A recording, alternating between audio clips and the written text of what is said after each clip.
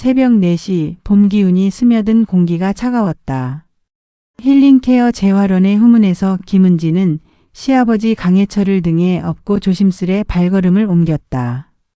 팔순을 바라보는 해철의 몸은 생각보다 가벼웠다.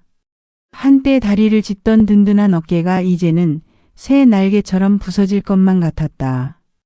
아버님, 아프시면 말씀하세요. 은지의 목소리에 떨림이 섞였다. 해철은 며느리의 귀 가까이 입을 대고 속삭였다. 준호에겐 말하지 마라. 그의 목소리는 쉬었지만 단호했다.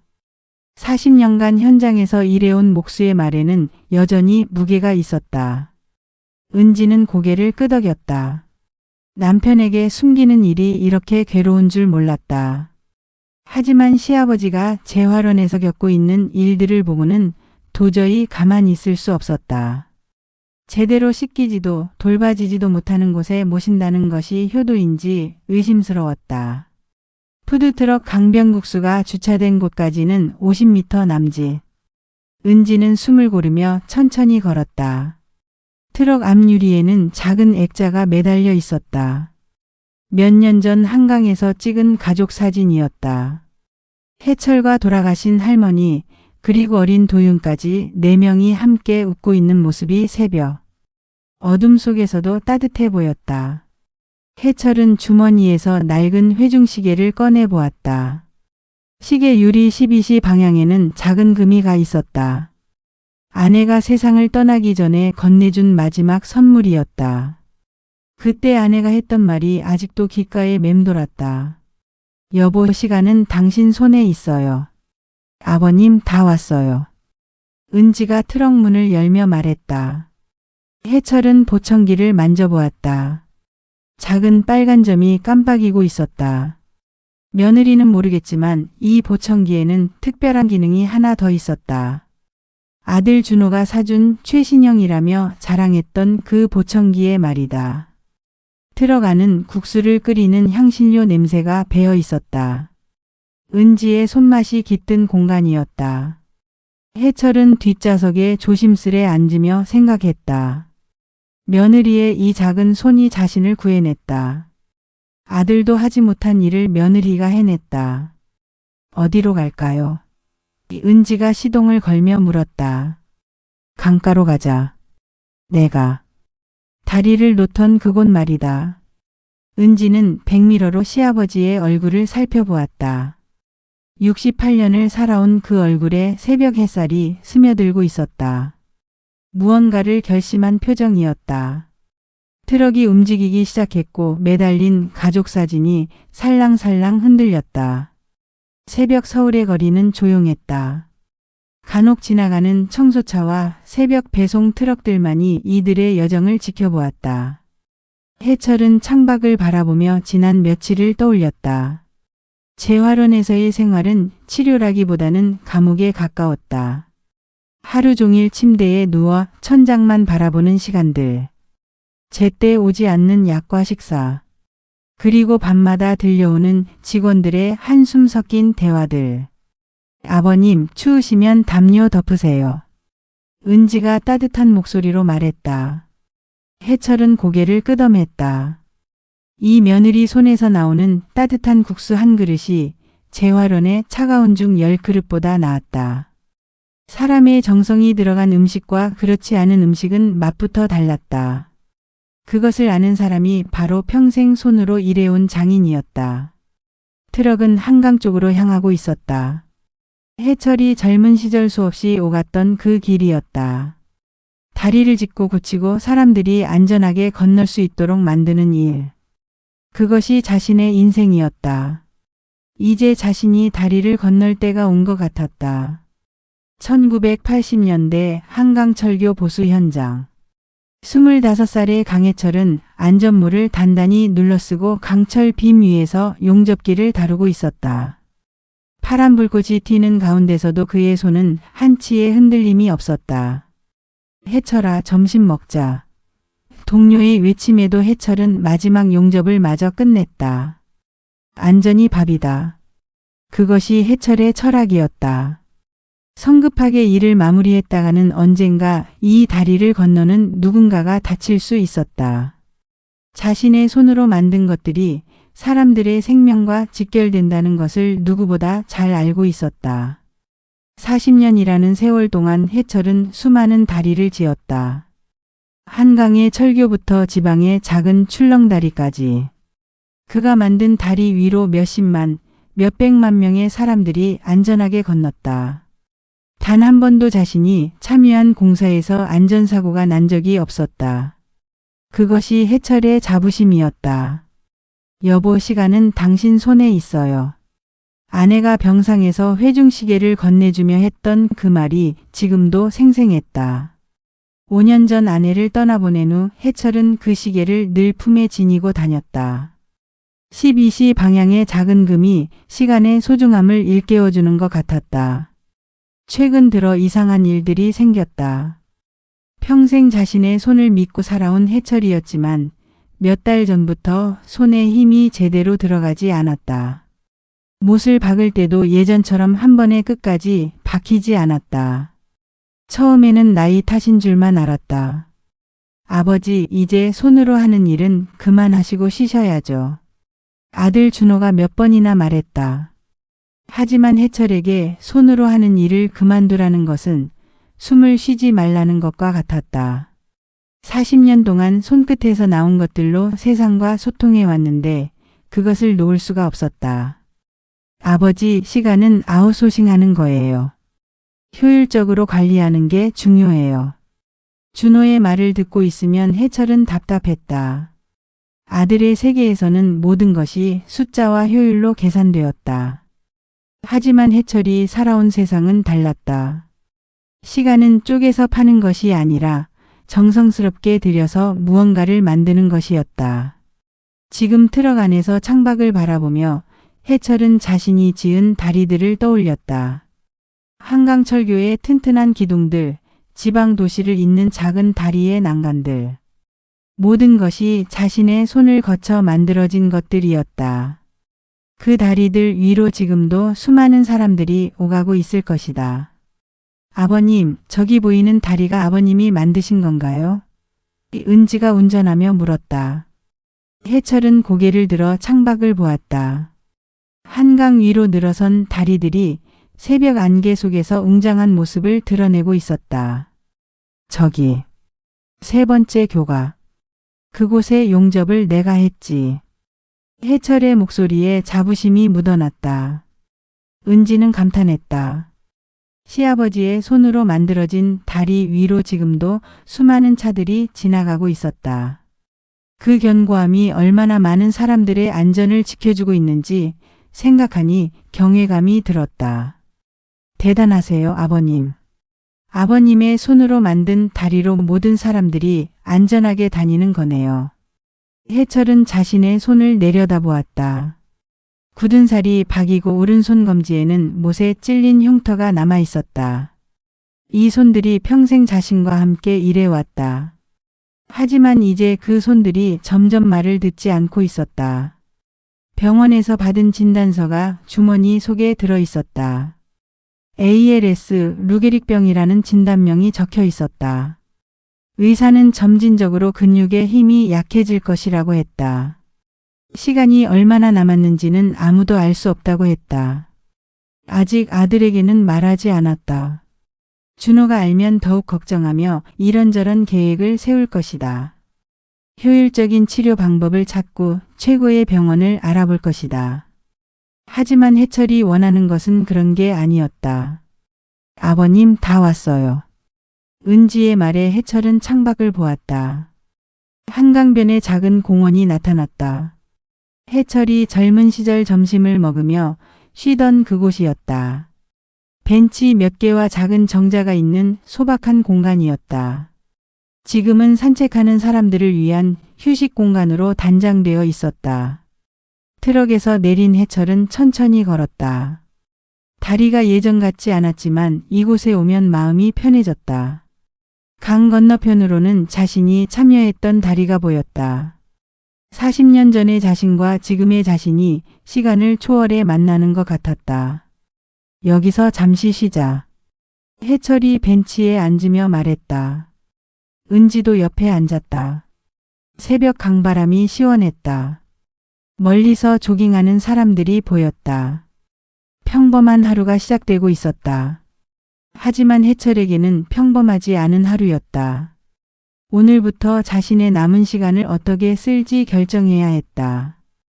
회중시계를 꺼내보니 새벽 5시였다. 아내가 준 이 시계는 여전히 정확하게 시간을 알려주고 있었다. 해철은 시계를 꼭 쥐었다. 시간은 정말 자신의 손에 있었다. 남은 시간을 어떻게 쓸지는 자신이 정할 일이었다. 며느리야. 해철이 조용히 불렀다. 네, 아버님. 고맙다.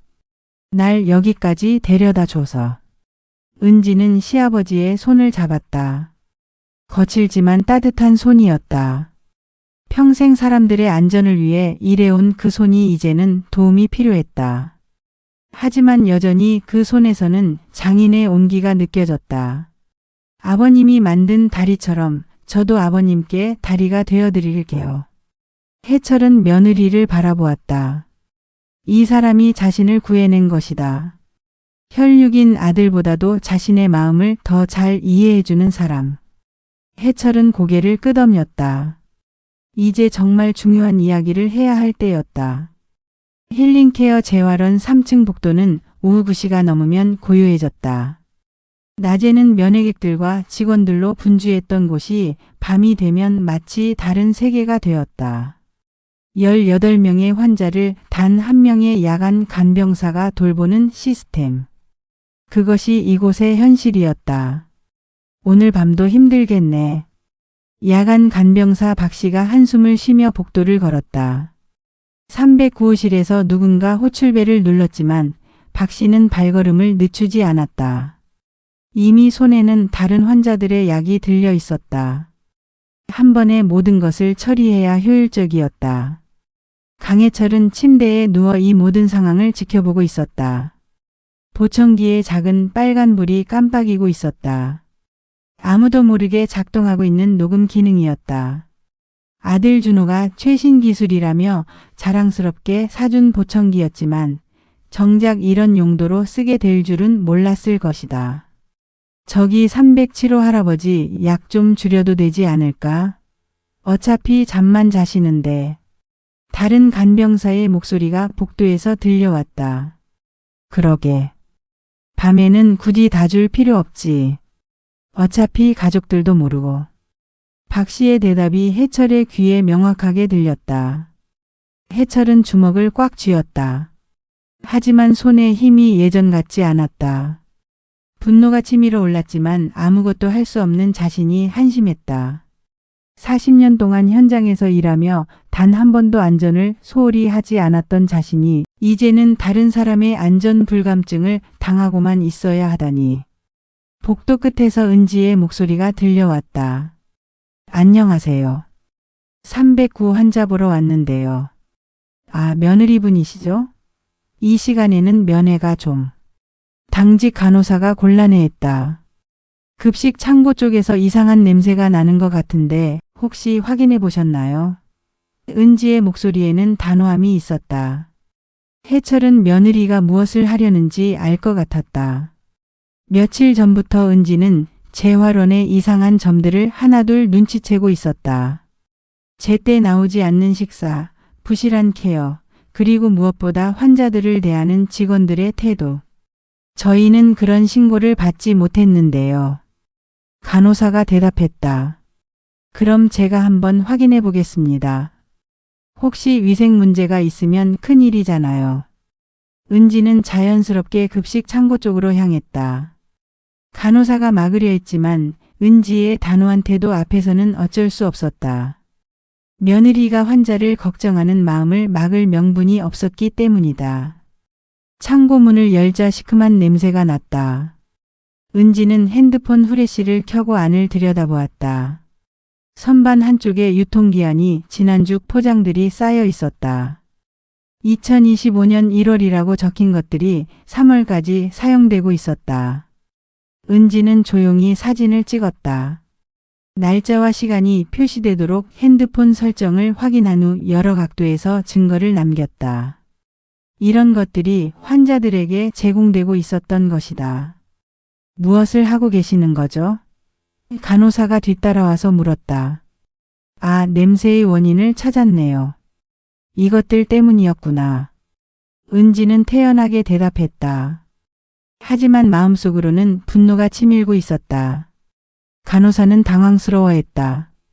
아, 그건 아직 정리 중인 것들이고 시아버님께 드릴 음식이니까 당연히 관심을 가져야죠. 은지의 목소리에는 경고의 의미가 담겨 있었다. 해철의 병실로 돌아온 은지는 시아버지의 손을 잡았다. 해철은 며느리의 눈빛에서 결심을 읽을 수 있었다. 이 며느리는 그냥 넘어가지 않을 사람이었다. 아버님 괜찮으세요? 은지가 속삭였다. 해철은 보청기를 가리키며 작은 소리로 말했다. 다 들리고 있다. 녹음도 되고 있고. 은지의 눈이 커졌다. 시아버지가 증거를 모으고 있었던 것이다. 며칠 동안 이상하다고 생각했던 것들이 우연이 아니었다. 아버님, 이곳에서 나가야 해요. 은지가 단호하게 말했다. 그럼 준호가. 준호 오빠는 제가 설득할게요. 아버님의 안전이 먼저예요. 해철은 며느리의 손을 꽉 잡았다.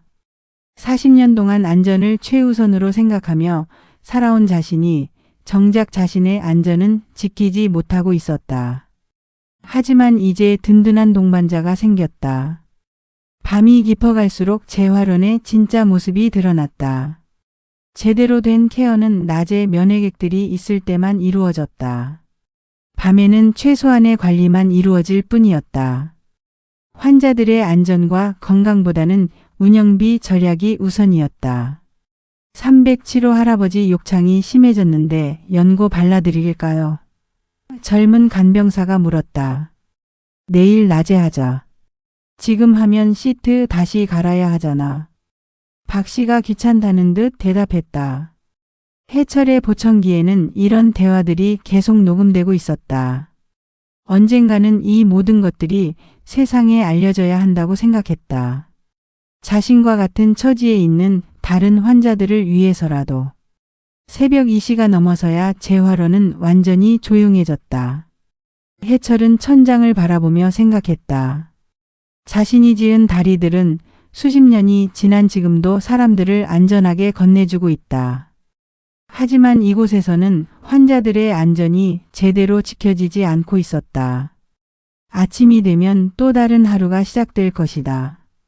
면회객들이 오면 직원들은 친절해질 것이고 환자들은 제대로 된 케어를 받는 척할 것이다. 하지만 밤이 되면 다시 이런 일들이 반복될 것이다. 해철은 회중시계를 꺼내 보았다. 새벽 3시. 아내가 준 이 시계는 여전히 정확하게 시간을 알려주고 있었다. 시간은 자신의 손에 있다고 했다. 이제 그 시간을 어떻게 사용할지 결정해야 했다. 은지와의 약속을 생각하며 해철은 눈을 감았다. 내일이면 이곳을 떠날 것이다. 그리고 진짜 중요한 일을 시작할 것이다.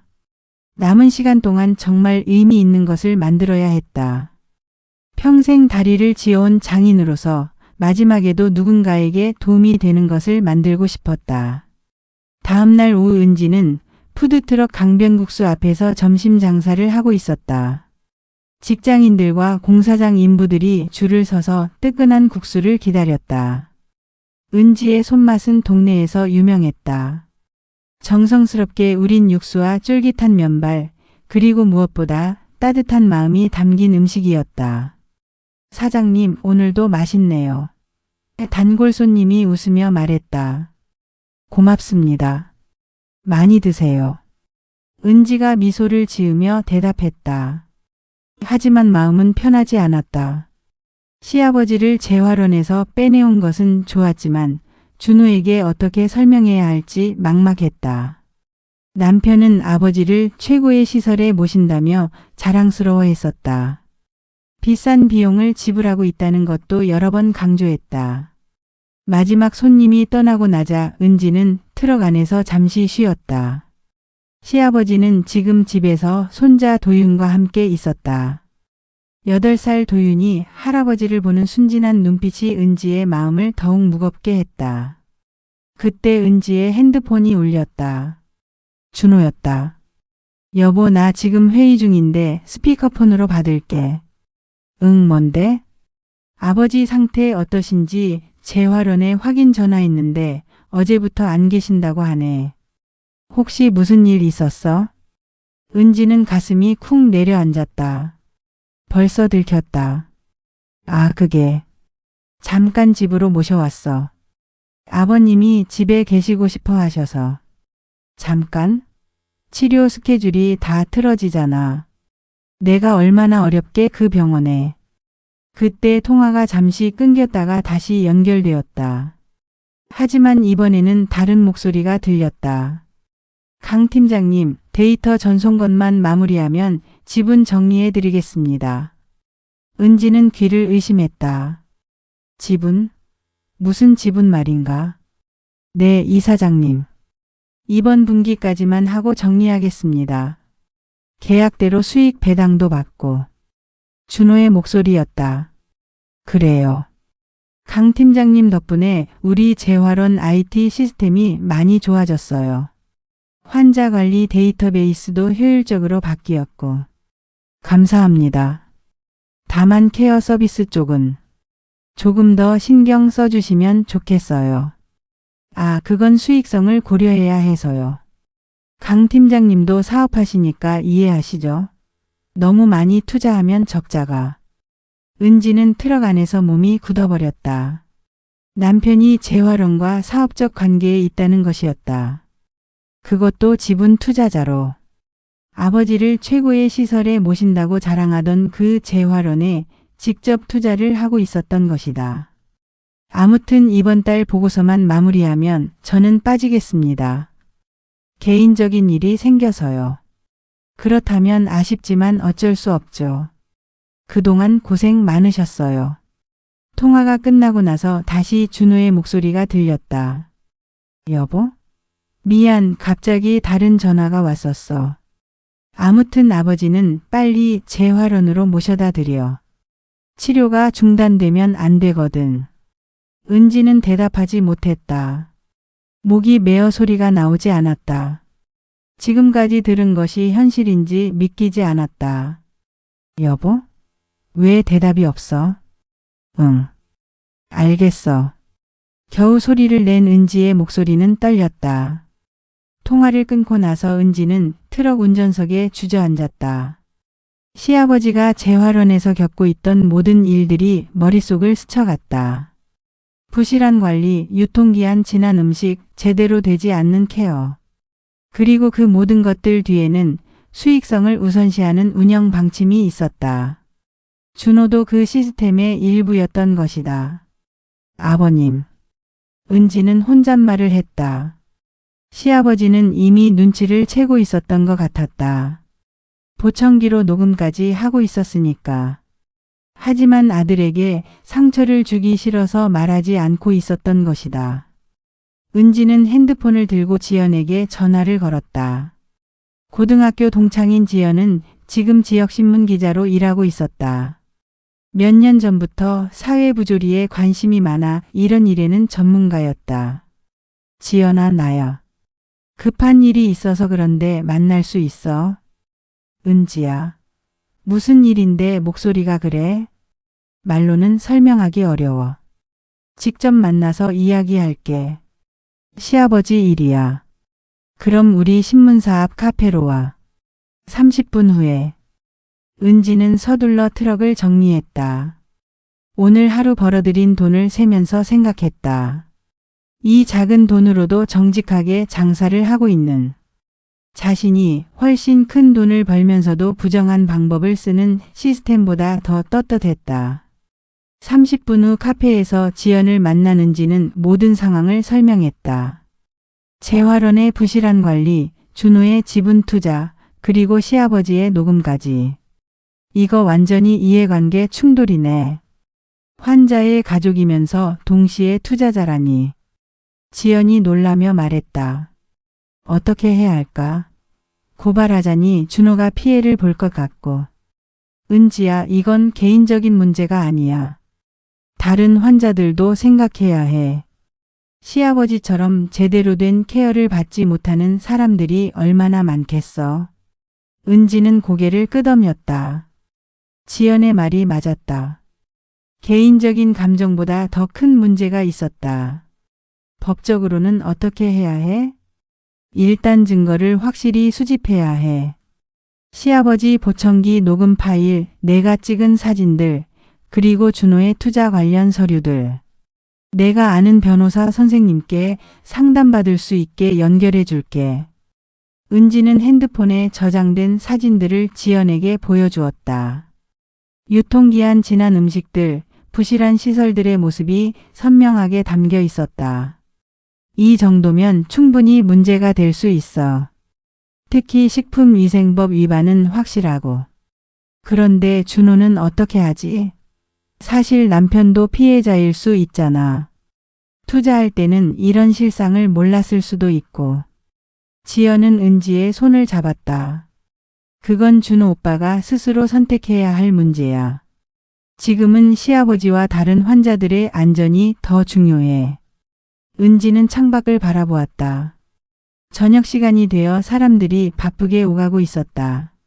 모두 가족을 위해, 생활을 위해 열심히 살아가는 사람들이었다.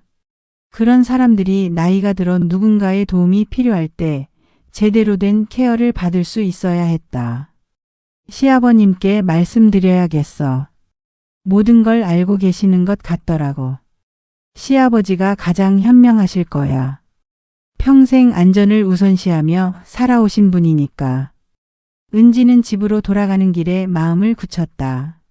준호와의 관계가 어떻게 될지는 모르겠지만 옳은 일을 해야 했다. 시아버지가 평생 그래왔듯이 사람의 안전보다 중요한 것은 없었다. 집에 도착하니 해철이 도윤과 함께 레고를 맞추고 있었다. 손이 예전 같지 않아 작은 블록들을 다루기 어려워하는 할아버지를 도윤이 도와주고 있었다. 할아버지, 이거는 여기에 맞춰야 해요. 도윤이 천진난만하게 말했다. 그래, 도윤이가 맞다. 할아버지 손이 말을 안 들어서 그래. 은지는 이 평화로운 모습을 바라보며 결심을 더욱 굳혔다. 이런 따뜻한 가정이 지켜져야 했다. 그리고 그런 가정들이 안전하게 보호받을 수 있는 시스템이 필요했다. 다음 날 아침 해철은 도윤에게 말했다. 도윤아, 오늘 할아버지랑 특별한 곳에 가볼까? 어디요, 할아버지? 도윤이 호기심 어린 눈으로 물었다. 할아버지가 젊었을 때 일했던 곳이야. 강가에 있는데 아주 멋진 다리가 보이는 곳이지. 은지는 시아버지의 의도를 알 것 같았다.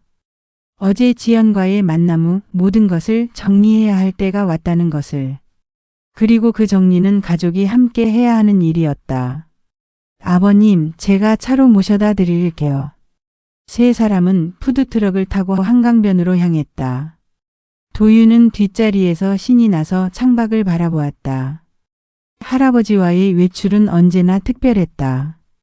할아버지는 항상 재미있는 이야기를 들려주었고 세상에 대해 많은 것을 가르쳐 주었다.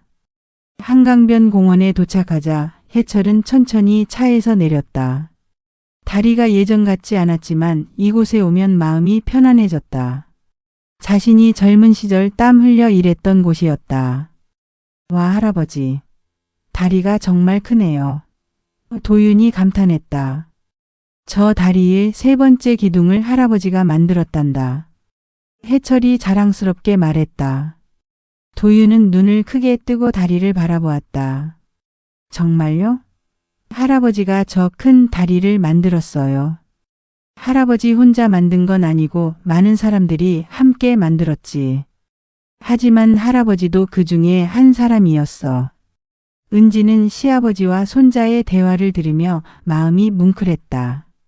평생 묵묵히 일해온 장인의 자부심이 손자에게 전해지는 순간이었다. 도윤아, 할아버지랑 저기 벤치에서 잠깐 쉬자. 해철이 강변의 벤치를 가리켰다. 벤치는 오래되어 보였지만 튼튼했다. 해철은 주머니에서 작은 공구들을 꺼냈다. 벤치에 느슨해진 볼트를 조이려는 것이었다. 할아버지, 제가 도와줄게요. 도윤이 손을 내밀었다. 해철은 작은 망치를 도윤에게 주고 못을 가리켰다. 하지만 자신의 손이 떨리는 것을 느꼈다. 예전 같으면 한 번에 박을 수 있는 못이 제대로 들어가지 않았다. 은지가 다가와서 해철의 손을 잡았다. 아버님, 제가 할게요. 해철은 며느리에게 망치를 건넸다. 은지의 손은 부드러웠지만 정확했다. 몇 번의 타격으로 못이 제대로 박혔다. 와, 엄마도 잘하네요. 도윤이 박수를 쳤다. 해철은 벤치에 앉으며 두 사람을 바라보았다. 이제 말해야 할 때가 왔다. 도윤아, 할머니가 할아버지에게 준 시계 보고 싶지? 도윤이 고개를 끄덕이자 해철은 회중시계를 꺼냈다. 12시 방향의 작은 금이 햇빛에 반짝였다. 할머니가 돌아가시기 전에 할아버지에게 이 시계를 주며 말씀하셨단다. 시간은 당신 손에 있어요라고. 무슨 뜻이에요, 할아버지? 시간을 어떻게 쓸지는 우리가 정하는 거라는 뜻이야. 좋은 일에 쓸 수도 있고 의미 없는 일에 쓸 수도 있고. 은지는 시아버지가 무슨 말을 하려는지 눈치챘다. 어제의 일들을 이야기하려는 것이었다. 해철은 주머니에서 접힌 종이를 꺼냈다. 병원에서 받은 진단서였다. 은지야, 이걸 보거라. 은지가 종이를 펼쳐보니 ALS 루게릭병 진단이라고 적혀 있었다. 은지의 얼굴이 창백해졌다. 아버님, 이게 뭐예요? 의사가 말하기를 점점 근육에 힘이 빠진다고 하더구나. 손부터 시작해서 서서히. 아버님. 은지의 목소리가 떨렸다. 도윤아, 할아버지가 이제 손에 힘이 잘 안 들어간단다. 그래서 예전처럼 무거운 걸 들거나 정교한 일을 하기 어려워. 도윤은 잘 이해하지 못하는 표정이었지만 할아버지가 아프다는 것은 알 수 있었다. 그럼 할아버지 아파요. 아프다기보다는 할아버지 손이 말을 안 듣는 거야. 하지만 마음은 건강하단다. 해철은 강 건너편의 다리를 바라보았다. 저 다리를 지을 때 할아버지는 항상 생각했어. 이 다리 위로 많은 사람들이 안전하게 다닐 거라고. 그래서 한 번도 대충 일한 적이 없었지. 네, 할아버지. 이제 할아버지도 마지막으로 뭔가 만들고 싶어. 저 다리처럼 누군가에게 도움이 되는 것을. 은지가 물었다. 무엇을 만들고 싶으세요? 의자야. 사람들이 쉬어갈 수 있는 의자. 다리는 건드라고 만들고 의자는 쉬라고 만드는 거지. 해철은 도윤을 바라보았다. 도윤아, 할아버지가 의자를 만들면 도와줄 수 있겠니? 네, 할아버지랑 같이 만들어요. 고맙다, 도윤아. 그런데 그 전에 해야 할 일이 있어.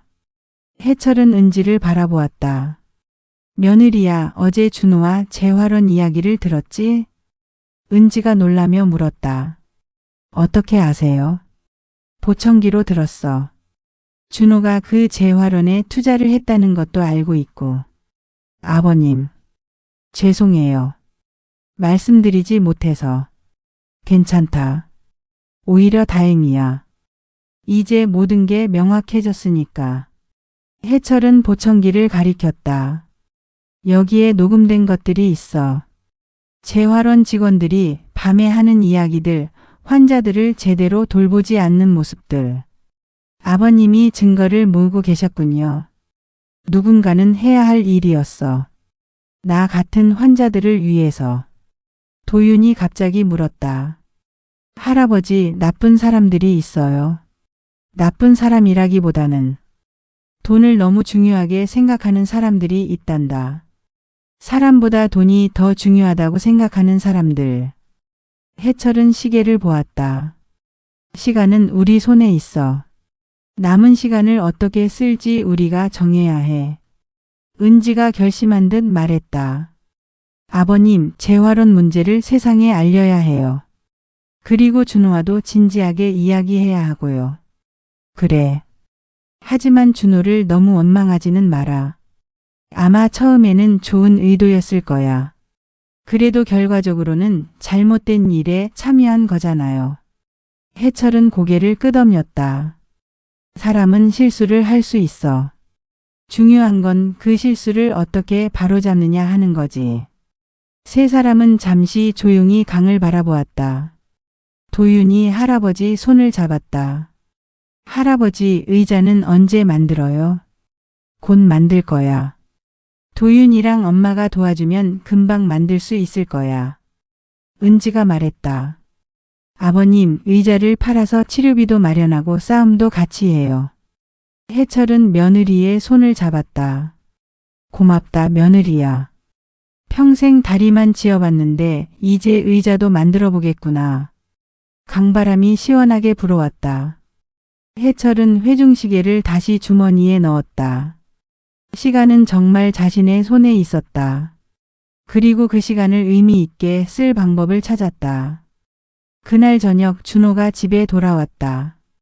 평소보다 일찍 들어온 것을 보니 재활원에서 연락을 받았을 것이었다. 현관문을 열자마자 거실에서 아버지와 은지 그리고 도윤이 함께 앉아있는 모습이 보였다. 아버지, 왜 재활원에서 나오셨어요? 치료 스케줄이 다 틀어졌다고 연락이 왔는데. 준호의 목소리에는 당황과 불만이 섞여 있었다. 해철은 조용히 대답했다. 앉아라, 준호야. 이야기할 게 있다. 아버지, 그 재활원이 얼마나 좋은 곳인지 아세요? 최신 시설에 전문 의료진들이 있고 비용도 제가 다 댈 테니까 걱정하지 마시고. 준호야. 해철의 목소리가 단호했다. 앉아서 이야기를 들어라. 준호는 마지못해 소파에 앉았다. 도윤이 아빠를 보며 방으로 들어가려 하자 해철이 말했다. 도윤이도 있어라. 가족 이야기니까. 은지가 지연에게 받은 자료들을 테이블 위에 놓았다. 재활원의 부실한 관리 사진들, 보청기 녹음 파일이 담긴 USB, 그리고 청구서 비교표였다. 이게 뭐예요? 준호가 물었다. 아버님이 그 재활원에서 겪으신 일들이에요. 은지가 사진을 보여주며 설명했다. 유통기한 지난 음식, 제대로 되지 않는 케어, 야간에 환자들을 방치하는 모습들. 준호의 얼굴이 점점 굳어졌다. 이건 일시적인 실수일 거예요. 제가 확인해 보겠습니다. 해철이 보청기를 가리켰다. 여기에 다 녹음되어 있다. 밤마다 들었던 이야기들이. 은지가 녹음 파일을 재생했다. 간병사들이 약을 건너뛰자고 하는 대화, 환자들의 케어를 소홀히 하는 모습들이 선명하게 들렸다. 이건 몇몇 직원들의 개인적인 실수일 뿐이에요. 전체 시스템의 문제는 아니고요. 그때 은지가 결정적인 말을 했다. 준호 오빠, 그런데 오빠가 그 재활원에 투자를 했다는 게 사실이에요. 준호의 얼굴이 창백해졌다. 그건 어떻게? 어제 스피커폰으로 이사장과 통화하는 걸 들었어요. 지분 정리 이야기도 하고. 준호는 한동안 말이 없었다.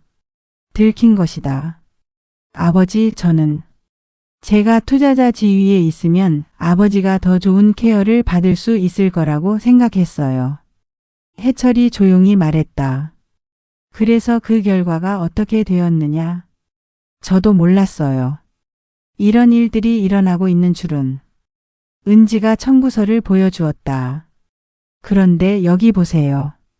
치료비 항목들이 중복으로 청구되고 있어요. 실제로는 받지 않은 치료들까지. 준호가 서류를 자세히 보더니 얼굴이 어두워졌다. 자신도 속고 있었던 것이다. 이건 제가 알던 것과 다르네요. 해철이 말했다. 준호야, 다리는 밑에서 받치고 사람은 옆에서 받친다. 내가 한 건 위에서 돈 뿌린 거다. 아버지, 효도는 돈으로 하는 게 아니야. 마음으로 하는 거고 시간으로 하는 거다. 준호는 아버지의 말에 할 말이 없었다. 자신이 얼마나 큰 착각을 하고 있었는지 깨달았다. 도윤이 갑자기 물었다. 아빠 왜 울어요? 준호는 자신도 모르게 눈물이 흘렀다. 아빠가 할아버지께 잘못했구나. 해철은 아들에게 다가가서 어깨를 잡았다. 울지 마라. 이제라도 바로잡으면 되는 거다. 어떻게 해야 할까요, 아버지? 은지가 지연에게서 받은 법률 상담 자료를 내밀었다. 일단 공익신고를 해야 해요. 그리고 오빠의 투자 지분도 정리하고. 그럼 저는 경제적 손실을. 해철이 단호하게 말했다. 돈보다 중요한 게 있다.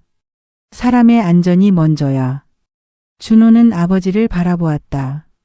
평생 안전을 최우선으로 생각하며 살아온 아버지였다.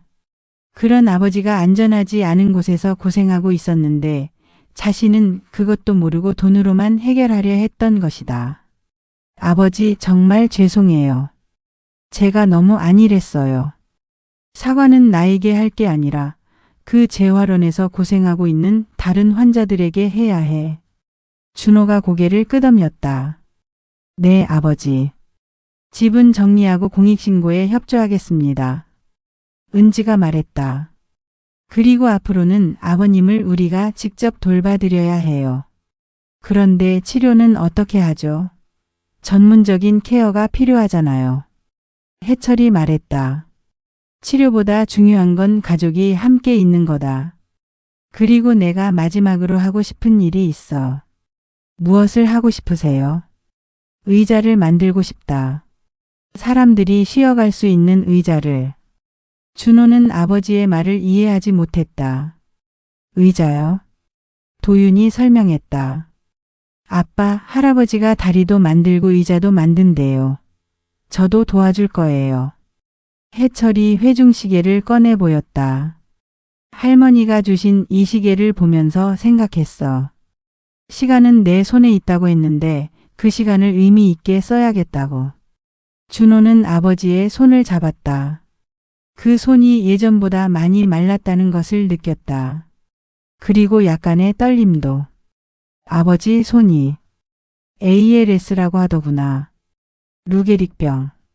준호의 얼굴이 창백해졌다. 그럼 왜 말씀을 안 해주셨어요?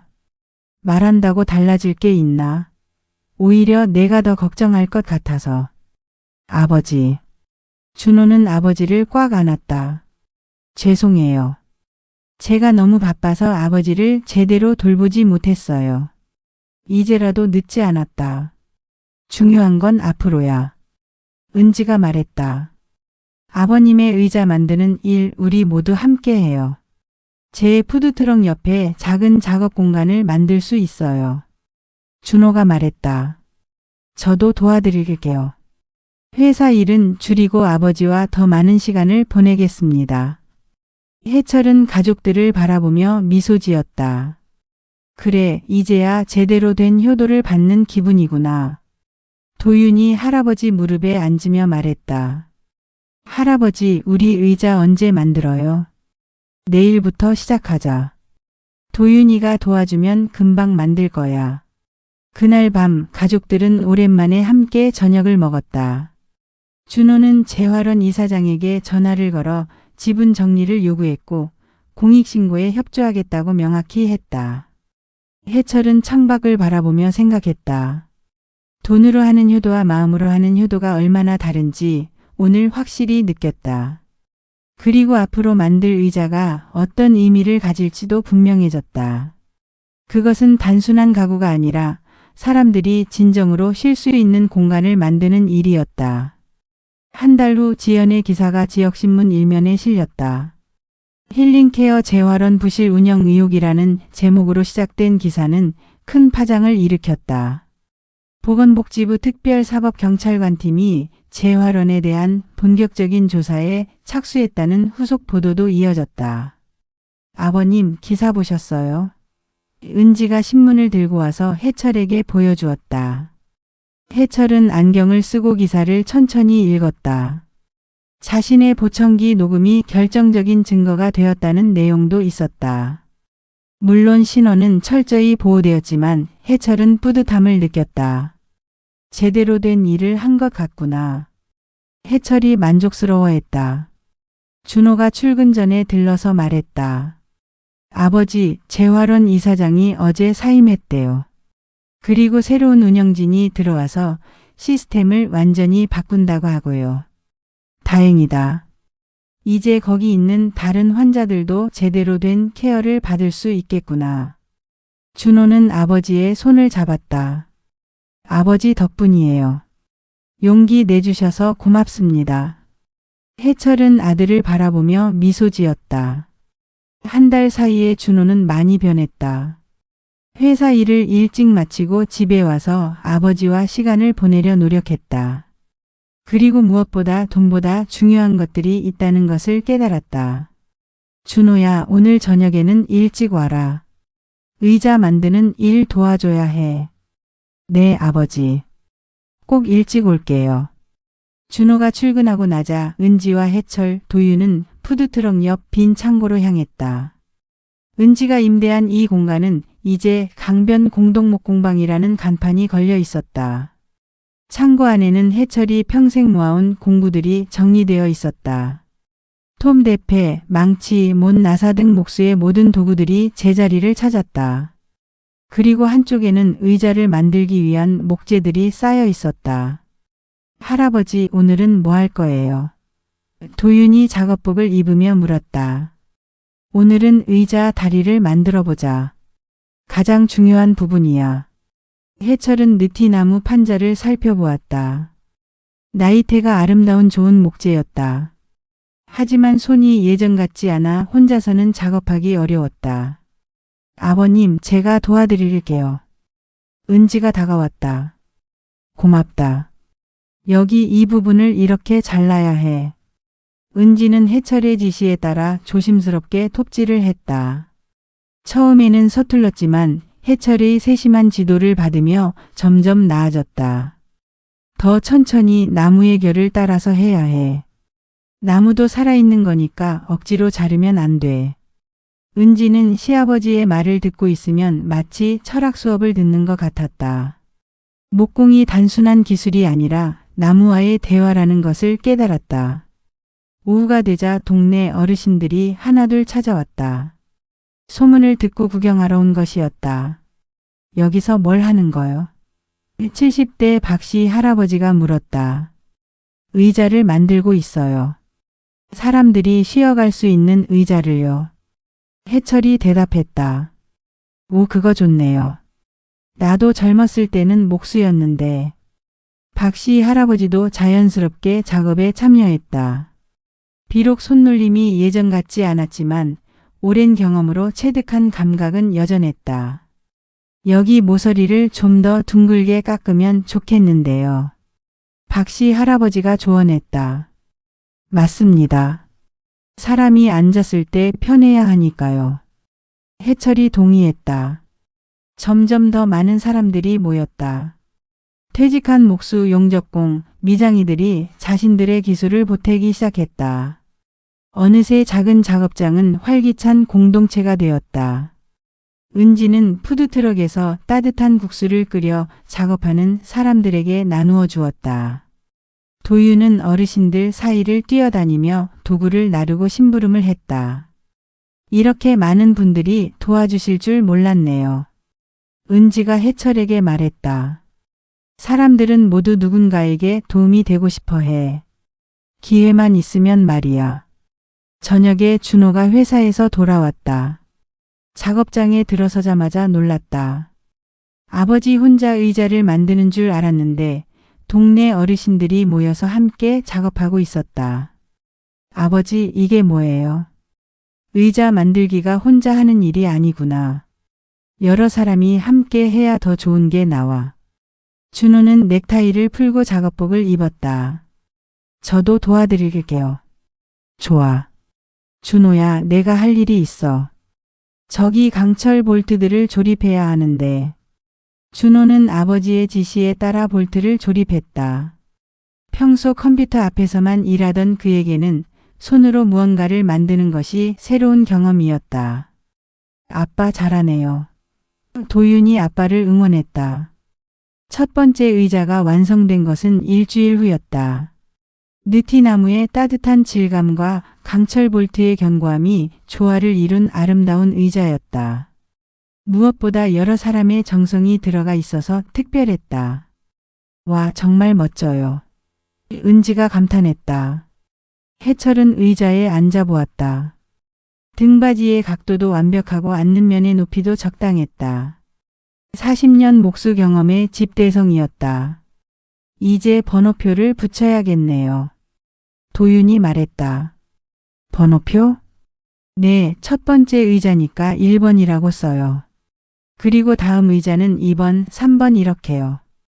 해철은 손자의 아이디어가 마음에 들었다. 의자마다 번호를 매기면 각각이 특별한 의미를 가질 것 같았다. 박씨 할아버지가 말했다. 이 의자들을 어디에 설치할 건가요? 한강변 산책로에 설치하려고 해요. 사람들이 산책하다가 쉬어갈 수 있도록. 해철이 대답했다. 좋은 생각이네요. 우리도 계속 도와드릴게요. 이렇게 해서 강변 공동목공방은 동네의 새로운 명소가 되었다. 낮에는 의자를 만들고 저녁에는 은지의 국수를 먹으며 어르신들이 담소를 나누는 공간이 되었다. 해철은 매일 아침 회중시계를 보며 생각했다. 시간은 정말 자신의 손에 있었다. 그리고 그 시간을 의미 있게 쓰고 있다는 확신이 들었다. 한 달 후 10개의 의자가 완성되었다. 각각 다른 모양과 특색을 가진 의자들이었지만 모두 사람들이 편히 쉴 수 있도록 설계되었다. 가을이 깊어가는 10월의 어느 날 한강변 산책로에 10개의 의자가 설치되었다. 각 의자 뒷면에는 작은 동판이 붙어 있었다. 다리는 건너라고 만들고 의자는 쉬라고 만든다. 마이너스 강해철. 해철은 휠체어에 앉아 의자들이 설치되는 모습을 지켜보았다. 병이 진행되면서 걷기 어려워졌지만 마음은 오히려 평온했다. 자신이 원하던 일을 해냈기 때문이었다. 할아버지, 1번 의자에 벌써 누가 앉아 있어요. 도윤이 신나게 소리쳤다. 정말로 중년 부부가 첫 번째 의자에 앉아서 강을 바라보고 있었다. 산책을 하다가 잠시 쉬어가는 모습이었다. 저분들이 우리가 만든 의자에서 쉬고 계시는 거네요. 은지가 감동스러워했다. 준호가 아버지의 어깨에 손을 얹었다. 아버지 정말 대단하세요. 이렇게 많은 사람들에게 도움을 주시다니. 해철은 주머니에서 회중시계를 꺼냈다. 의자 설치가 모두 끝난 지금 시계 바늘이 정확히 12시를 가리키고 있었다. 그리고 그 순간 시계가 멈췄다. 해철이 시계를 귀에 가져다 댔지만 소리가 나지 않았다. 할아버지, 시계가 고장 났어요. 도윤이 물었다. 해철은 미소를 지었다. 고장이 아니야. 할 일을 다 마쳤다는 뜻이지. 무슨 뜻이에요? 할머니가 말씀하신 대로야. 시간은 내 손에 있었고 그 시간을 다 잘 썼다는 뜻이야. 은지는 시아버지의 말을 듣고 눈시울이 붉어졌다. 시계가 멈춘 것이 우연이 아니라는 것을 알 수 있었다. 저녁 무렵 가족들은 강변 카페에 앉아서 의자들을 바라보았다. 해가 질 무렵이라 산책하는 사람들이 많았고 의자마다 사람들이 앉아서 쉬고 있었다. 아버지 감사합니다. 준호가 진심으로 말했다. 뭘 고마워하나? 저에게 진짜 중요한 게 뭔지 가르쳐 주셔서요. 돈이 아니라 시간을 내겠습니다. 아버지와 함께하는 시간을요. 해철은 아들의 손을 잡았다. 손에 힘은 거의 없었지만 마음은 가득 찼다. 도윤아, 할아버지가 만든 의자들이 어떠냐? 최고예요. 할아버지처럼 저도 나중에 사람들이 좋아하는 것들을 만들고 싶어요. 그래, 도윤이도 좋은 것들을 많이 만들어라. 밤이 되자 의자들은 가로등 불빛을 받아 더욱 따뜻해 보였다. 24시간 언제든지 사람들이 와서 쉴 수 있는 공간이 되었다. 한 달 후 강변 공동목공방에는 더 많은 사람들이 모이기 시작했다. 의자 만들기가 끝난 후에도 어르신들은 계속 모여서 다른 목공 작품들을 만들었다. 새집, 화분 받침, 작은 테이블 등 생활에 필요한 것들을 함께 만들며 소통하는 공간이 되었다. 해철은 비록 직접 작업하기는 어려워졌지만 여전히 공동목공방의 정신적 지주 역할을 했다. 젊은 목수들에게 기술을 가르쳐주고 어르신들과 추억을 나누며 시간을 보냈다. 아버님, 오늘도 의자에 앉은 사람들이 많았어요. 은지가 저녁에 보고했다. 그래? 다행이다. 사람들이 잠시나마 편히 쉬었으면 좋겠구나. 그런데 특이한 게 커플들이 앉아서 프러포즈하는 경우도 있대요. 5번 의자에서요. 해철이 웃었다. 의자가 사랑의 증인도 되는구나. 겨울이 왔다. 한강변에는 눈이 내렸지만 의자들은 여전히 사람들을 맞이했다. 눈 덮인 의자에 앉아서 겨울강을 바라보는 사람들의 모습은 한 폭의 그림 같았다.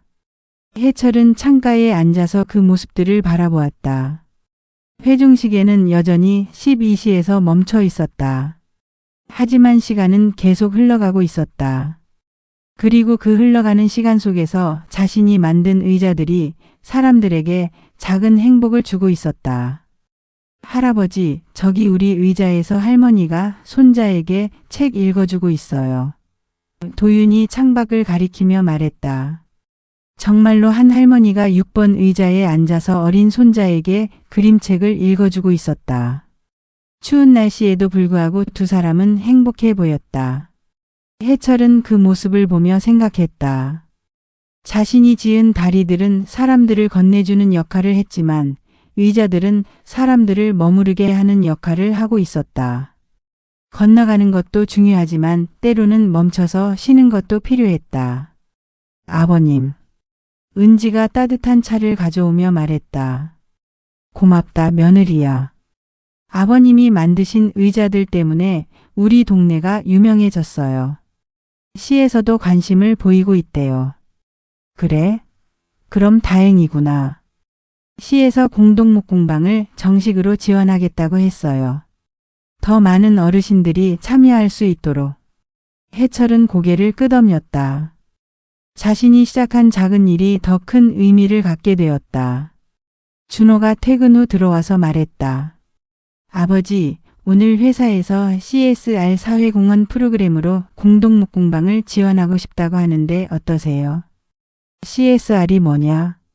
기업의 사회적 책임이에요. 우리 회사에서 목공방 운영비를 일부 지원하고 임직원들도 봉사활동으로 참여하는 거죠. 해철은 잠시 생각했다. 좋은 일이면 해라. 단 돈벌이가 목적이 되어서는 안 돼. 물론이죠, 아버지. 순수하게 도움이 되고 싶어서 하는 거예요. 그날 밤 해철은 일기를 썼다. 손떨림이 심해져서 글씨가 삐뚤삐뚤했지만 마음만은 또렷했다. 오늘도 의자들이 사람들을 맞이했다.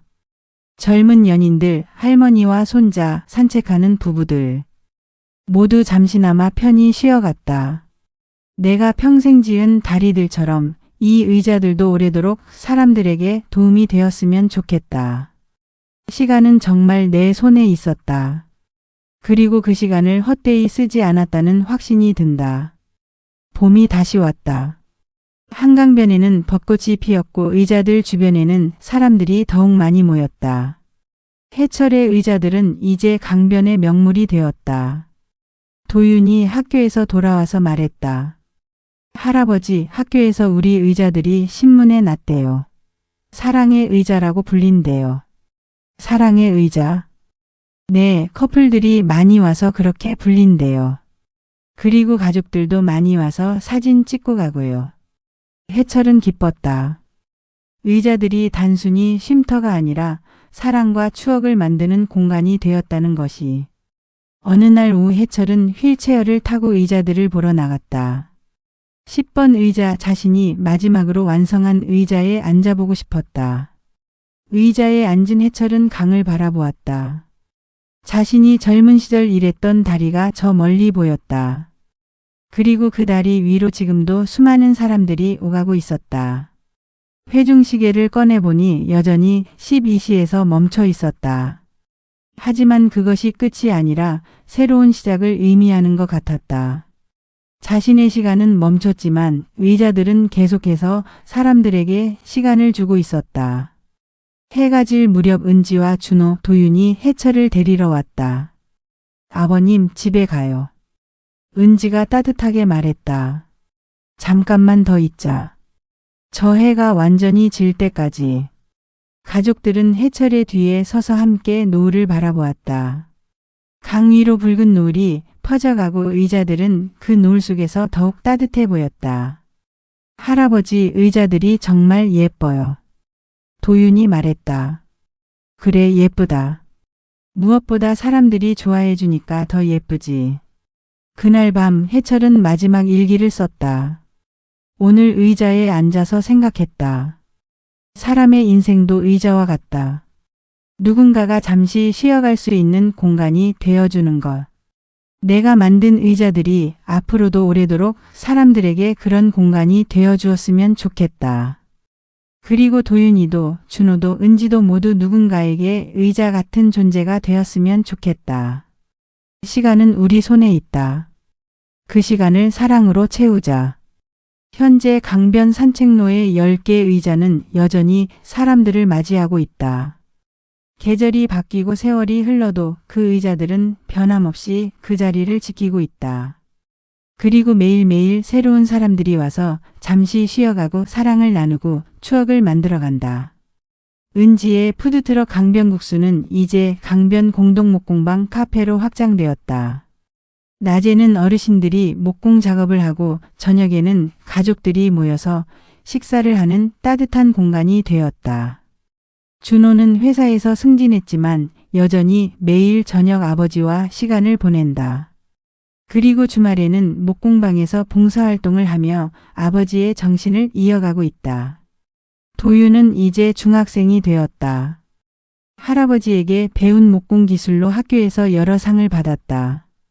그리고 장래희 망란에는 항상 사람들에게 도움이 되는 것을 만드는 사람이라고 쓴다. 강변의 의자들에는 이런 글귀가 새겨져 있다. 오늘도 의자엔 누군가 앉는다. 그늘은 나누면 커진다. 해철이 세상을 떠난 후에도 그의 정신은 의자들과 함께 계속 살아가고 있다. 그리고 그 의자에 앉는 모든 사람들이 잠시나마 따뜻한 휴식을 얻고 새로운 힘을 얻어 다시 길을 떠날 수 있기를 바라는 마음과 함께. 이야기 어떠셨나요?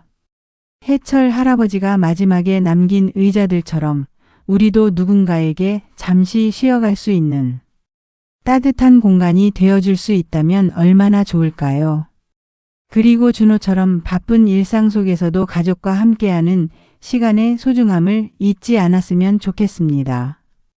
오늘 이야기가 여러분의 마음에 작은 울림이 되었다면 좋아요 버튼으로 마음을 표현해 주시고 구독 버튼을 눌러서 앞으로도 함께해 주세요. 그리고 댓글로 여러분만의 가족 이야기나 오늘 이야기에 대한 감상을 나눠주신다면 정말 감사하겠습니다. 여러분의 이야기도 누군가에게는 소중한 의자가 될 수 있으니까요. 다음에도 더 따뜻하고 감동적인 이야기로 찾아뵙겠습니다. 오늘도 행복한 하루 보내세요.